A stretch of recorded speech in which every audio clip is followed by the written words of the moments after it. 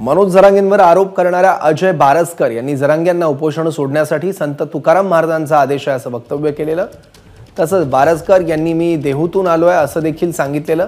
त्यावर आता जगद्गुरू संत तुकाराम महाराजांच्या वंशजांकडून प्रतिक्रिया देण्यात आली आहे।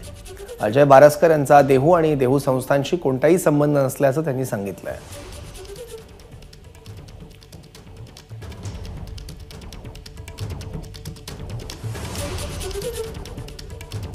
खरं तर अजय बारसकर जे आहेत त्यांचा देहूशी कुठला संबंध नाही, पण कुठल्याही वारकरी परंपरेतील लोकांनी संतांचा वापर वैयक्तिक कुठल्या गोष्टीसाठी केला नाही पाहिजे। संत हे कुठल्या जातीपातीमध्ये वाटले जात नाही।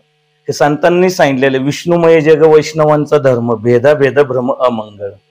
मग तुम्ही त्यांचा वापर कुठल्या आपल्या वैयक्तिक स्वार्थासाठी न करता वारकरी संप्रदायाला हा तुम्ही वेगळा ठेवा, त्याला कुठल्याही गोष्टीमध्ये तुम्ही इन्व्हॉल्व करू नका।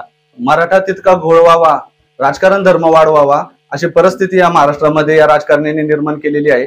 आणि त्याच राजकारण्यांचा एक पिल्लू म्हणून अजय बारसकर हा नालायक व्यक्ती आज या राजकारण्यांनी पुढे आणलेला आहे।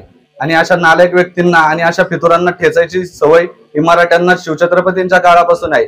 आणि या अजय बारसकरचं आज आम्ही नामकरण करत आहोत। ते अजय बारसकर नसून अजय बावटकर आहे। आणि अशी बावटकर अवलादी आणि अशी बावट पिलावळ आम्ही या मावळच्या भूमीतून आणि या महाराष्ट्रातून वेळीच ठिचली जाणार आहेत असं मी या ठिकाणी सांगू इच्छितो। एबीपी माझा, उघडा डोळे बघा नीट।